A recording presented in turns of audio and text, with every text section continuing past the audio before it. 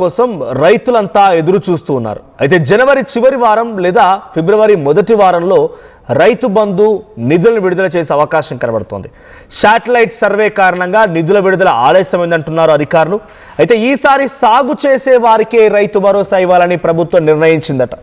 గత వానాకాలం సీజన్లో 1,6 ఎకరాలకి రైతు భరోసా అందించిన తెలంగాణ రాష్ట్ర ప్రభుత్వం ఈసారి 69,40,000 ఎకరాలకు మాత్రమే రైతు భరోసా అందించాలనుకుంటోంది. అంటే 8,744 కోట్ల రూపాయలని పంపిణీ చేయాలనుకుంటోంది. ఇక శాటిలైట్ సర్వే కారణంగా లబ్ధిదారులు కూడా సంఖ్య తగ్గే అవకాశం ఉంది. బీఆర్ఎస్ తీసుకొచ్చిన రైతు బంధు పథకాన్ని రైతు భరోసాగా మార్చిన రేవంత్ సర్కార్ సీజన్లో 7,500 రూపాయలు ఇస్తామని సర్కార్ హామీ ఇచ్చి ప్రస్తుతం 6,000 చొప్పున ఇస్తుంది. సో మళ్ళీ ఒకసారి స్టాటిస్టికల్గా మీకు ఆ డీటెయిల్స్ చెప్పే ప్రయత్నం చేస్తాను. గత వర్షాకాలంలో సుమారుగా 1,06,00,000 ఎకరాలకి అందించినటువంటి రైతు భరోసా సుమారుగా 69,40,000 మంది రైతులకి ఈ యొక్క రైతు భరోసా అందింది. సో మొత్తంగా 8,744 కోట్ల రూపాయలు పంపిణీ చేశారు. అయితే ఈసారి ఈ సంఖ్య చాలా ఎక్కువగా తగ్గే అవకాశం ఉంది. సో 1,06,00,000 ఎకరాలకి గత వర్షాకాలంలో ఇచ్చారంటే ఈసారి మొత్తం బోర్లు బావులపై ఆధారపడిన వారు తప్ప వర్షాలు ఉండవు కాబట్టి అంతా కూడా వేసే అవకాశం లేదు. మేబీ అప్రాక్స్ అటు ఇటుగా ఒక 75 నుంచి 80 లక్షల ఎకరాల వరకు ఈసారి రైతులు సాగు చేసే అవకాశం ఉంది. మరి ఆ సాగు చేసేటువంటి పంటలకు మాత్రమే మేము రైతు భరోసా ఇస్తామని చెప్పి ప్రభుత్వం భీష్మించుకుని కూర్చున్నట్టు తెలుస్తోంది. సో మీలో ఎవరికైనా రైతు భరోసా పైన అనుమానాలు లేకపోతే సందేహాలు, మీరు ఏదైనా అభిప్రాయం చెప్పాలన్నా కామెంట్ చేయండి. నా కామెంట్స్ చదివే ప్రయత్నం చేస్తా. అంతవరకు మా ప్రతినిధి మధు ఉన్నారు. మధు, సో ఎటువంటి శాటిలైట్ ఇన్స్పెక్షన్ జరుగుతోంది? శాటిలైట్ పరికరాల ద్వారా సర్వే కారణంగా ఇది ఆలస్యం అవుతుందని చెప్పానంటున్నారు. సో ఇంకా నాట్లు పడలేదనే ఆలస్యంగా ఉన్నాయా, లేకపోతే కొన్ని సందర్భాల్లో శాటిలైట్ అంటే ఆ సర్వే ఆధారితంగా చేసేటువంటి సర్వే ఏదైనా ఆలస్యం అవుతుందా?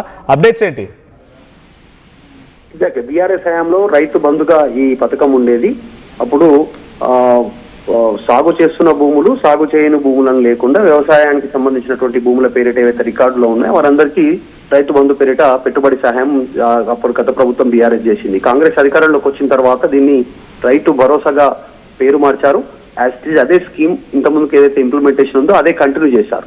కాకపోతే ఇప్పుడు ఎకరానికి 6,000 చొప్పున సంవత్సరానికి 2 సార్లు ఇవ్వాలనేటువంటిది రాష్ట్ర ప్రభుత్వం నిర్ణయం తీసుకుంది. ఇవి ఎన్నికల హామీలో ఎకరానికి అంటే సంవత్సరానికి 15,000 ఇస్తామని చెప్పినప్పటికీ కూడా ప్రస్తుతం ప్రభుత్వం దగ్గర నిధులు లేని కారణంగా ఈ రకంగా ముందుకు పోతా ఉంది.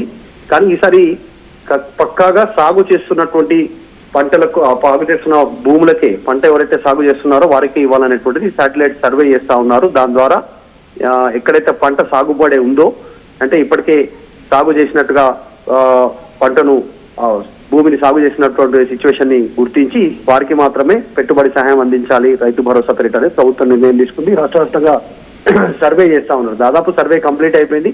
కాస్త సర్వే వల్లనే ఈ సంక్రాంతికి పడాల్సినటువంటి డబ్బులు ఈ మంత్ జనవరి చివరాఖరికి పడేటువంటి పరిస్థితి ఉంది. దాదాపు అంతా సిద్ధంగా ఉంది. ప్రభుత్వం కూడా నిధులు సమకూర్చుకున్నట్టుగా తెలుస్తా ఉంది. ఈసారి కట్ ఆఫ్ అయ్యే అవకాశం ఉంది. ఇప్పుడు సాగు చేయనటువంటి భూములు, రాళ్ళు రప్పలు ఉన్నటువంటివి కానీ, చిలక పొలాలు కానీ, కొండలు గుట్టలు కానీ, గతంలో రియల్ ఎస్టేట్ కి సంబంధించినటువంటి భూముల విషయంలో కానీ, గతంలో కొన్ని ప్లాట్లు చేసి అమ్మినటువంటి వాటి కానీ ఈసారి రైతు భరోసా నిధులు పడేటువంటి పరిస్థితి లేదు. కాంగ్రెస్ అధికారంలోకి వచ్చినాక 2 ఏళ్లు మాత్రం యథావిధిగా ఇచ్చారు. కానీ ఈసారి మాత్రం చాలా మటుకు పడావు పడ్డటువంటి భూముల విషయంలో వారికి రైతు పెట్టుబడి సహాయం ఇవ్వద్దు. దాని ప్రధాన ఉద్దేశమే వారు సాగు చేయడానికి రాష్ట్ర ప్రభుత్వం నుంచి పెట్టుబడి సహాయం కింద, మరి అలాంటి వాళ్ళు సాగు చేయనప్పుడు వాళ్ళకి ఎందుకు పెట్టుబడి సహాయం ఇవ్వాలనేటువంటి ప్రభుత్వంలో చర్చ చేయడంతో ఈ నిర్ణయం తీసుకున్నట్టుగా తెలుస్తుంది. జనరల్ గా ఈ పథకాన్ని గతంలో రైతు బంధుగా ఉన్నా, ఇప్పుడు రైతు భరోసాగా ఉన్నా, ఈ పథకం యొక్క ముఖ్య ఉద్దేశం వాళ్ళ పంటకి సాగు సహాయం చేయడమే.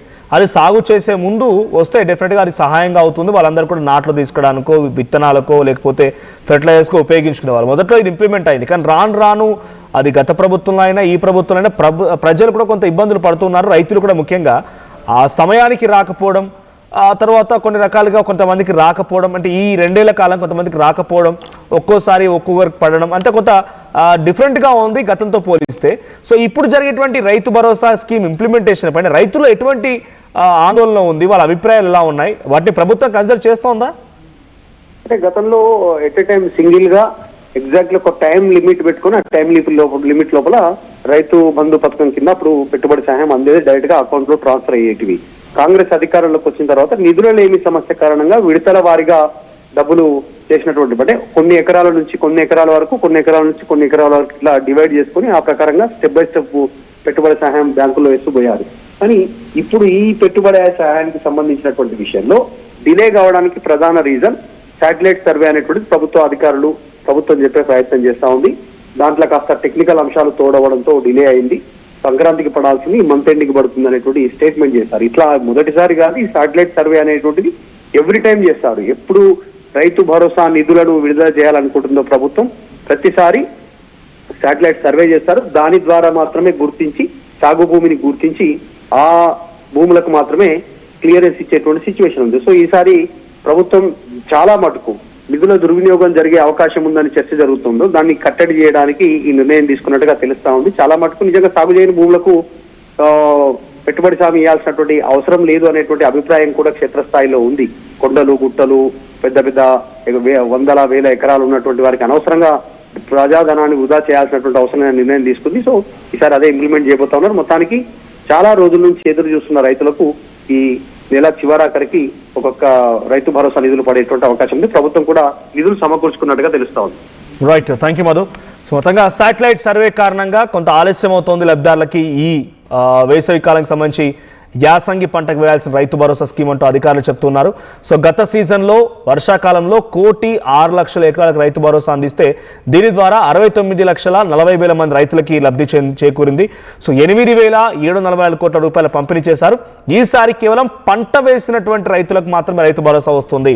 సాగు చేసే భూములకు మాత్రం రైతు భరోసా వస్తుందని చెప్పడానికి ప్రభుత్వం ఏమాత్రం వెనుకడుగు వేయడం లేదు. సో ఈ నేపథ్యంలో కొంత గతంతో పోలిస్తే వర్షాకాలంతో పోలిస్తే ఈ సీజన్లో కొంత ఎకరాల సంఖ్య సాగు చేసేటువంటి ఎకరాల సంఖ్య తగ్గుతుంది కాబట్టి కొంత రైతు భరోసా వేసేటువంటి ఆ అమౌంట్ కూడా తగ్గబోతుంది. అంటే ఓవరాల్ అమౌంట్లో